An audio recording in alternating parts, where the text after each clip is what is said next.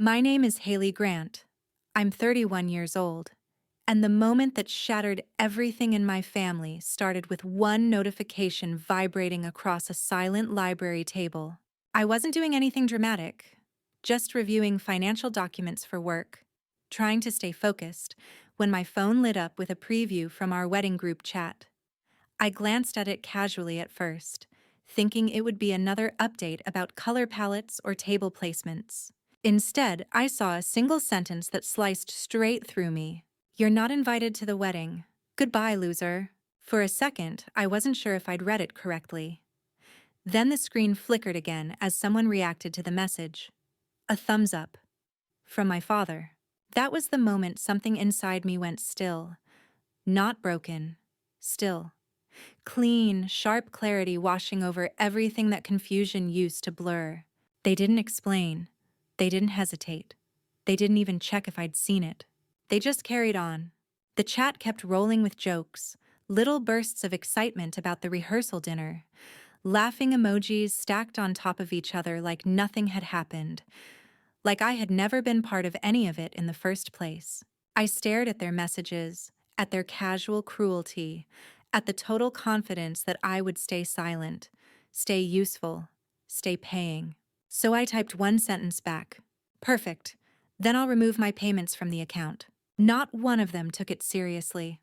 Not at first. But the thing they forgot, the thing I had never reminded them of, is that every contract, every deposit, every vendor booking, every signature tied to that wedding carried my name. An hour later, the panic began. Before I reveal what happened next, and why my father's reaction changed everything, tell me, what time is it where you are right now, and where are you watching from? I'd love to see how far this story reaches. A quiet shift happened the moment I stepped through my front door that evening. The library's stillness had followed me home, settling over the apartment like a veil that made everything feel sharper, more deliberate. I set my bag down, opened my laptop, and stared at the blank screen for a moment. Not because I didn't know what to do next, but because I finally understood how long I had let certain patterns go unquestioned. People assume family dynamics fall apart in one dramatic moment, but that's rarely how it works. More often, it's years of small expectations stacked on top of each other until the weight becomes something no one notices anymore, except the person holding it.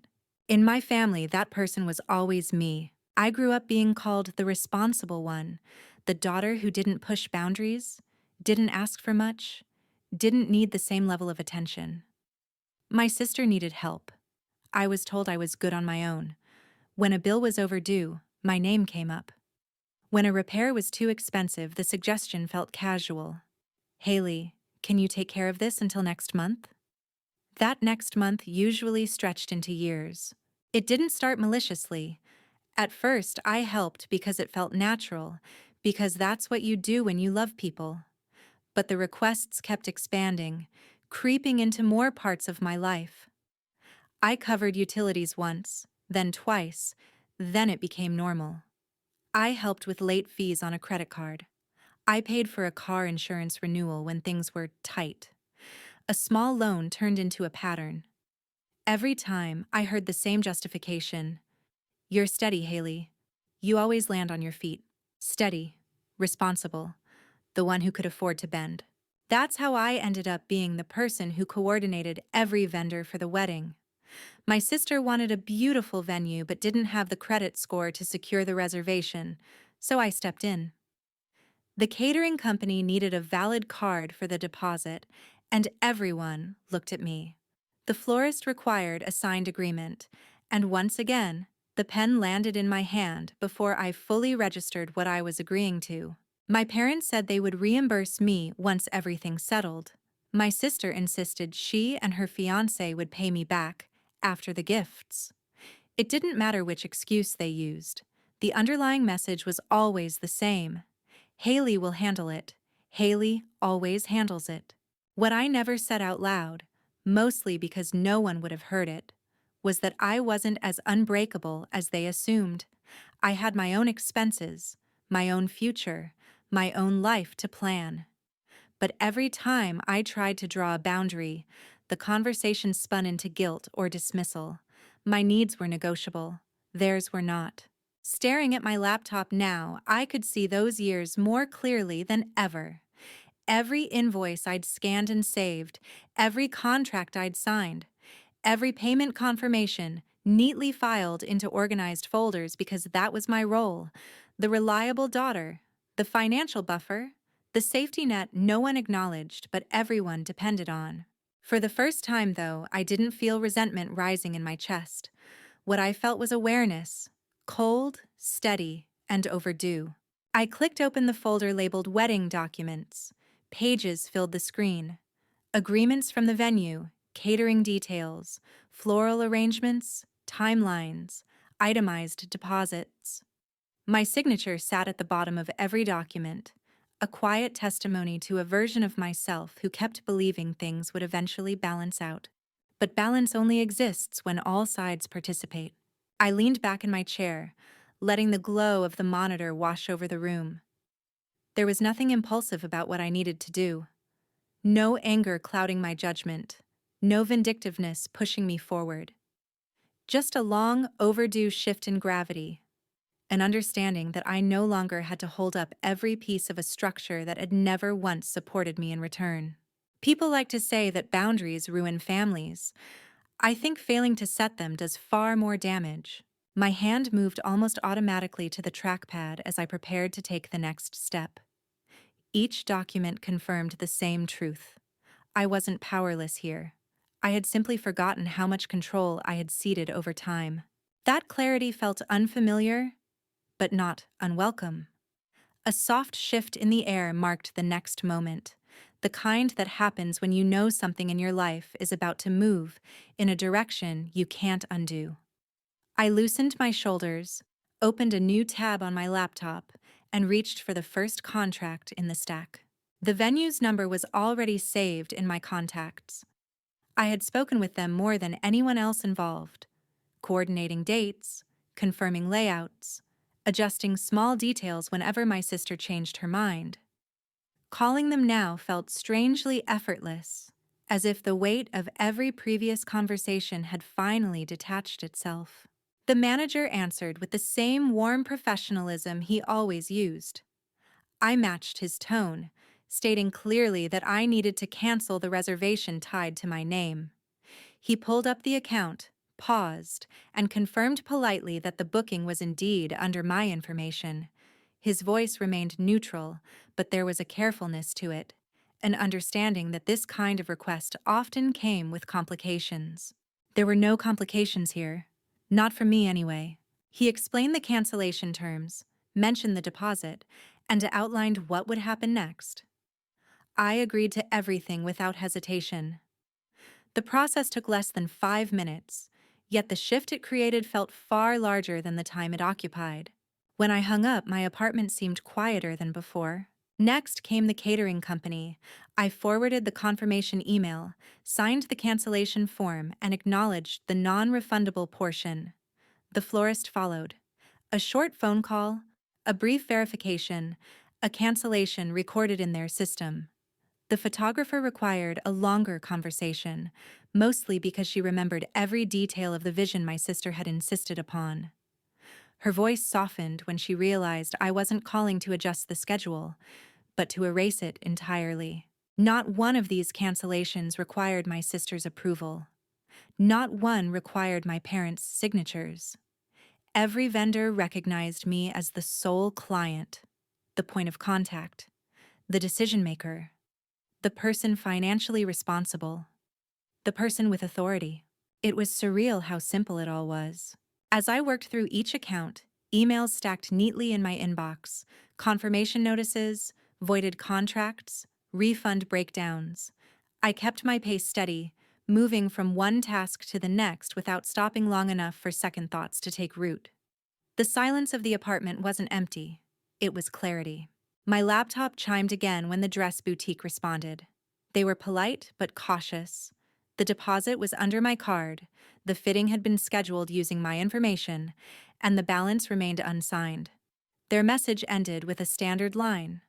Alterations would not proceed without authorization from the paying party. I didn't authorize anything. A small part of me wondered how long it would take for my family to notice the shift. Not the financial one, they'd feel that soon enough, but the emotional one, the shift in the dynamic they had grown so accustomed to. They had always assumed my silence came from passivity, not from choice. The quiet around me began to feel full, a space expanding with every decision I made. It wasn't until the next morning that movement stirred on their end. I was pouring coffee when my phone lit up with a message from my sister. The preview alone carried tension, but I didn't open it yet. More notifications followed, one after another, stacking in a rhythm that suggested urgency rather than curiosity. I glanced at the screen briefly, just long enough to recognize the sender, but not long enough to read the content. I wasn't ready to let their panic intrude on the focus I had built.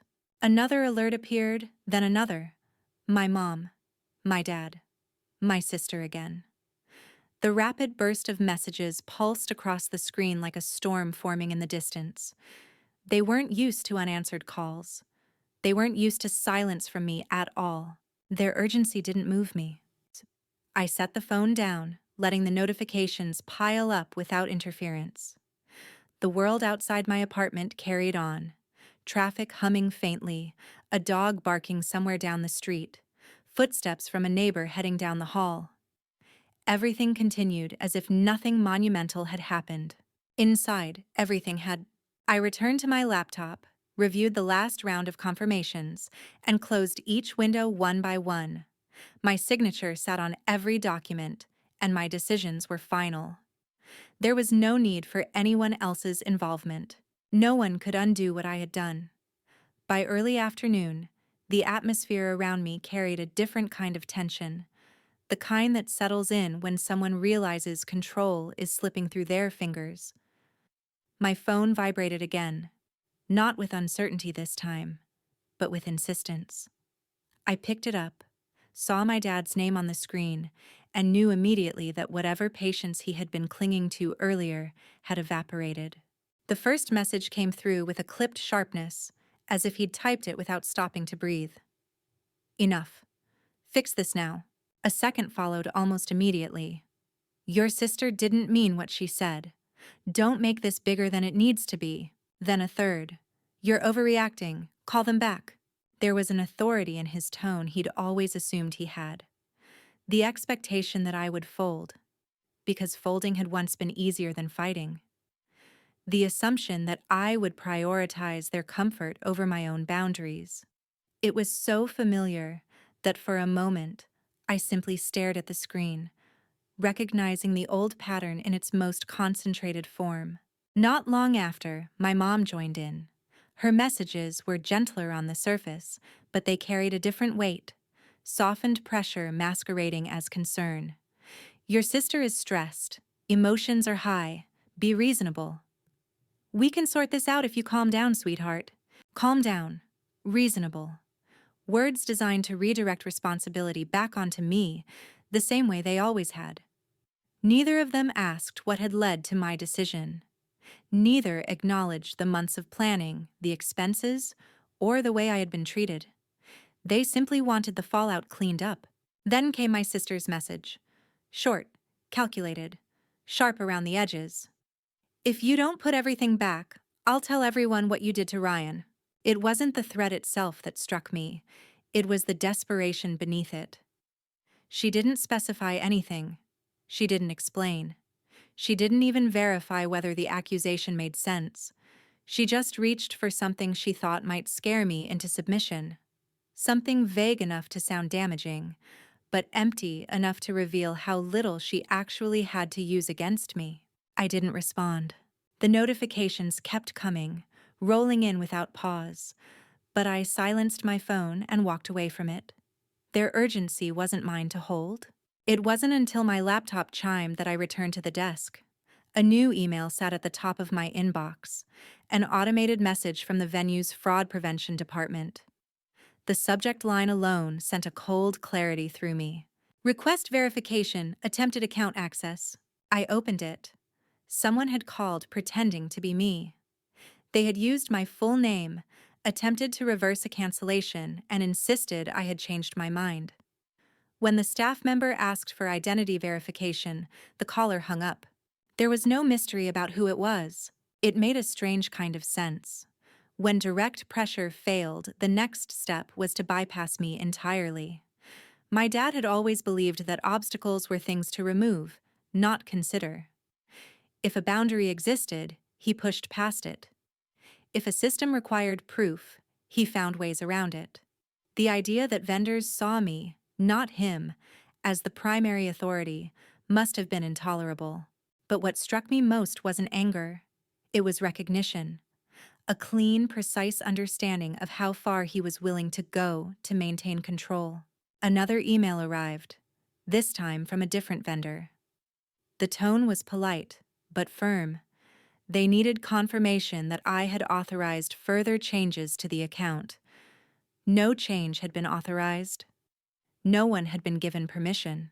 The pattern was unmistakable. As I reviewed the messages, I felt my breathing steady instead of accelerate. There was no chaos inside me, no swirl of confusion or guilt. Their actions didn't shake me. They clarified the situation with a sharpness I hadn't expected. Their panic wasn't a sign of my wrongdoing. It was a reaction to losing access to something they believed they owned. Even her fiancé, who had stayed quiet longer than the rest, finally surfaced. His message was hesitant, almost reluctant, carrying a strain between loyalty and discomfort.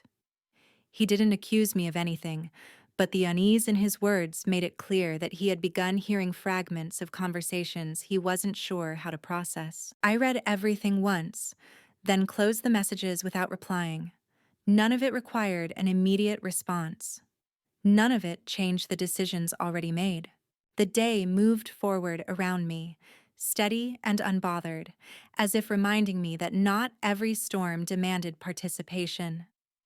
Morning arrived with a strange stillness, the kind that settles right before something gives way.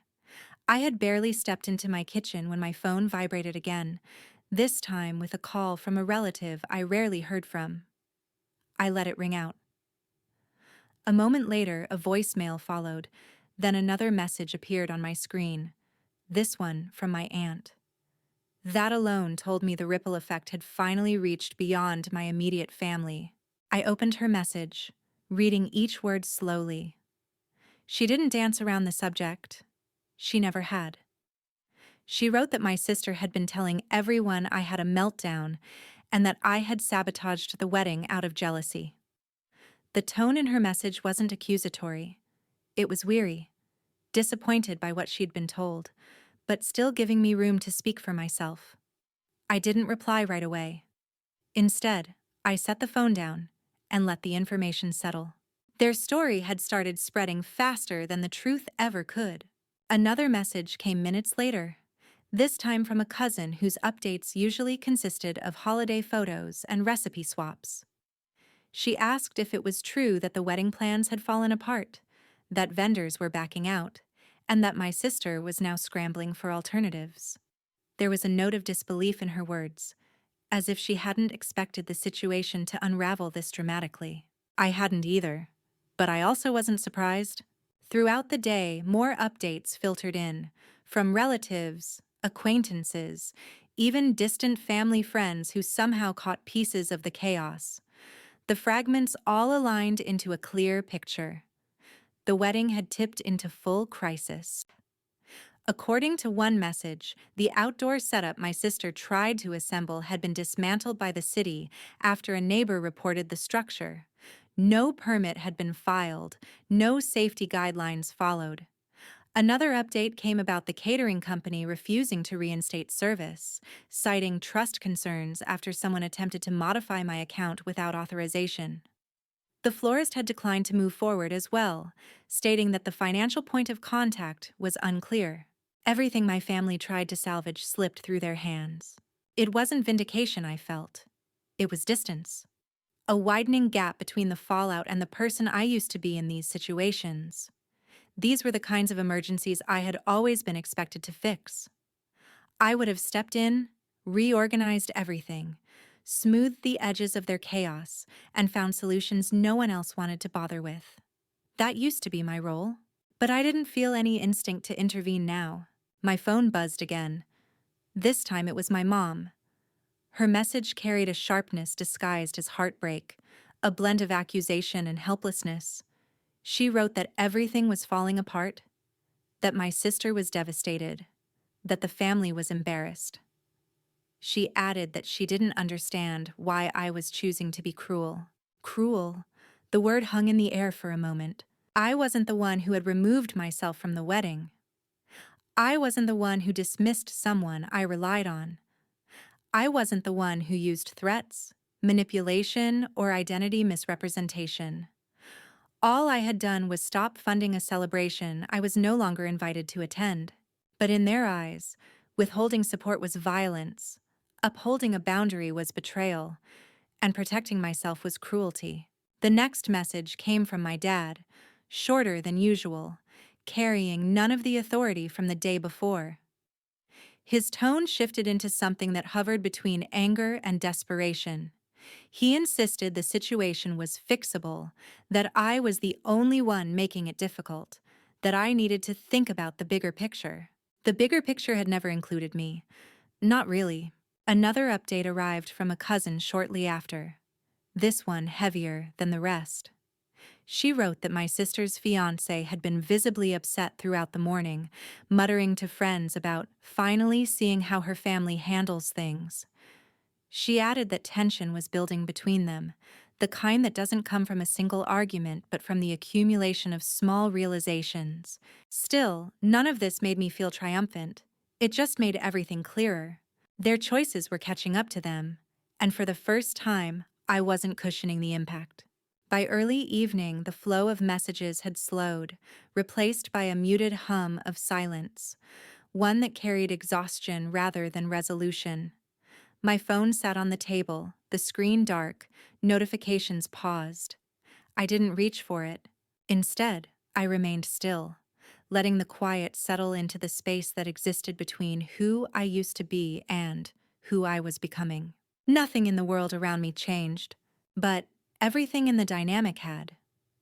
The hours that followed carried a quiet precision, as if every decision I made needed to land exactly where it belonged. I had no interest in reviewing the stream of messages piling up on my phone. Their urgency was no longer something I felt responsible for.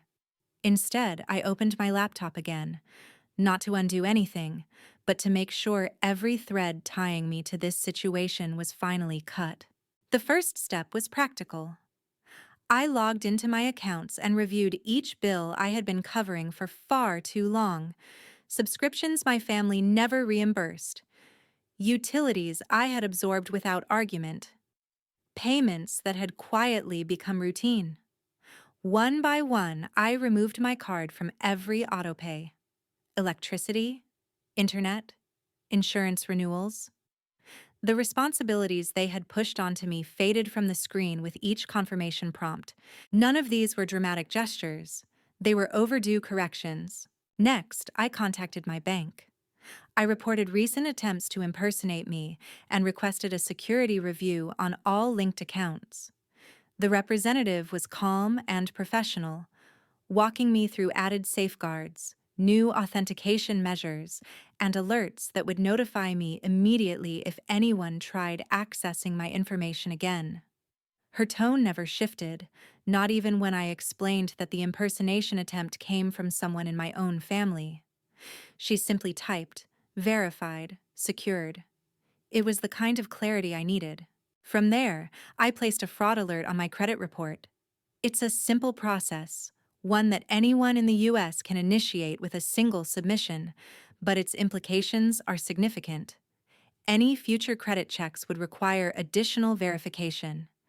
No one, under any circumstances, would be able to open accounts or make changes without my explicit consent.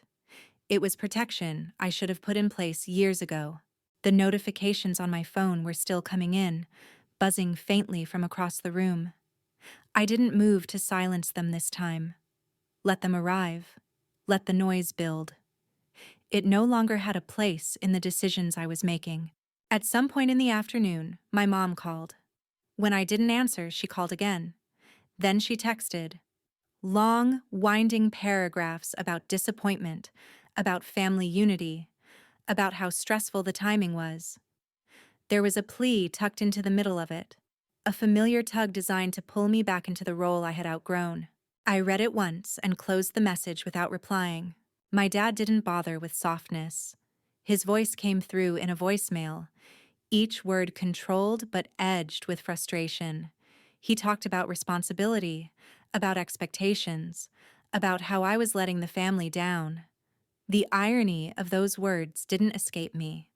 He had always spoken about duty as though it flowed only in one direction, toward them.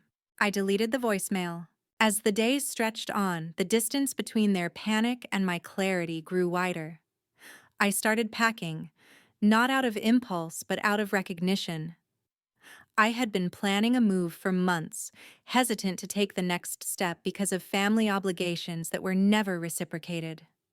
Now, the hesitation was gone. I folded clothes into suitcases, sorted through drawers, and placed items into boxes with a calm I hadn't felt in years. It wasn't escape, it was alignment. Paperwork went into labeled folders. Essentials were set aside. A new set of apartment listings was already saved in my browser, all in cities where I could build a life defined by my choices rather than my obligations. I wasn't running away from them. I was simply stepping out of a role I had never agreed to play. Late in the evening, another message arrived. This one was shorter, sent by my sister. No accusations this time, no vague threats. Just a string of words that revealed how deeply the situation had slipped out of her control. Everything is falling apart. Please fix it. There was a time when that plea would have cracked something in me, a time when I would have dropped everything to make her life easier. But that time had ended the moment they decided I wasn't worth inviting. I didn't answer. Not because I wanted her to struggle, but because I finally understood that her struggles were not mine to carry. The weight she held belonged to the choices she made. The apartment around me felt lighter that night, as if the walls had expanded. I zipped the last suitcase, closed my laptop, and let the silence settle without resistance. Everything that needed to be done had been done. The morning unfolded with an unfamiliar lightness, the kind that comes when a decision has already settled into place long before the day begins. I moved through my apartment quietly, aware of the boxes stacked near the doorway, aware of the choices that had led me here. Choices that, for the first time, belonged entirely to me. The silence around me wasn't empty anymore. It felt earned. Later that afternoon, I checked the notifications on my phone, not out of urgency, but out of finality.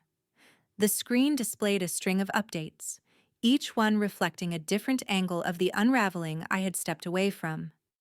Photos, brief posts, and muted announcements revealed that the wedding had happened after all, but not in the way anyone had once imagined. A plain room, a simple signature, and a quiet ceremony recorded with minimal enthusiasm. No grand venue, no carefully curated decor, no celebration that mirrored months of planning. I felt no satisfaction in seeing it, only clarity. The absence of my involvement had done nothing more than remove the scaffolding they had leaned on. Without it, everything settled into its natural state.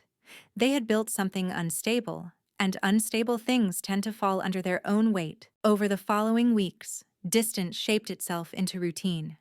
The messages from my family grew sporadic, shifting from demands to questions, then from questions to silence. I didn't block them. I simply stopped participating in conversations that were never truly conversations to begin with. Their disappointment didn't echo the way it once had. It had lost its shape, no longer able to reach me. Life began to move again in ways I hadn't expected. I settled into a new apartment with windows that overlooked a quiet street. I met neighbors who didn't know anything about my past. I developed habits that were entirely mine: morning walks, late-night reading, weekends spent in spaces where I wasn't defined by responsibility or expectation. The absence of pressure didn't feel strange, it felt overdue. One afternoon, while sorting through documents, I noticed an envelope tucked between folders. It contained receipts, contracts, and payment confirmations, physical reminders of the months I had carried more than anyone realized. I held each paper for a moment, recognizing the version of myself who had believed that generosity could hold a family together. That version had been hopeful, patient, willing to stretch beyond reason. But growth often requires letting go of old understandings. I placed the papers back into the envelope and stored it away, not out of bitterness, but out of acknowledgement. Every step I had taken, every boundary, every refusal, every moment of silence, had been a return to myself. Occasionally, updates filtered in through extended family. I heard that tensions lingered long after the wedding, that the financial strain had deepened fault lines that had existed quietly for years. I learned that relationships once presented as unshakable had begun to fracture under the weight of unspoken truths. None of it surprised me. Families built on denial often crack when they lose the person who holds everything together. But even with that knowledge, I didn't feel vindication. What I felt instead was distance, the healthy kind, the necessary kind. Living outside of their expectations allowed me to see the shape of my own life more clearly. I didn't need to justify my choices. I didn't need to repair what I hadn't broken. I didn't need to step back into a narrative that had never belonged to me. There was freedom in that realization. In quieter moments, I reflected on everything that had unfolded, not to relive it, but to understand it. Boundaries aren't walls, they're doorways. They allow you to choose what enters and what stays. For years, I had mistaken endurance for strength, believing that holding everything together was the only way to keep a family connected. But true strength sometimes lies in stepping back, in recognizing when a pattern is unhealthy, and in choosing a different path even when others call it betrayal. I don't know how they speak of me now. I don't know what version of the story they share, or whether they've rewritten the details to ease their discomfort. What I do know is that my life no longer bends around explanations. I exist outside the weight of their narratives, and that is enough. If there is a lesson in all of this, it is simple. You cannot save people from the consequences of the choices they make when those choices are built on entitlement. And you cannot lose yourself trying to be the foundation for others who never learned how to stand on their own. My story didn't end in reconciliation. It ended in clarity, quiet, steady, and honest. And sometimes that is the only ending you truly need. Before you go, tell me, what part of this story stayed with you the most? And where in the world are you watching from? I'm always curious to see how far these stories travel.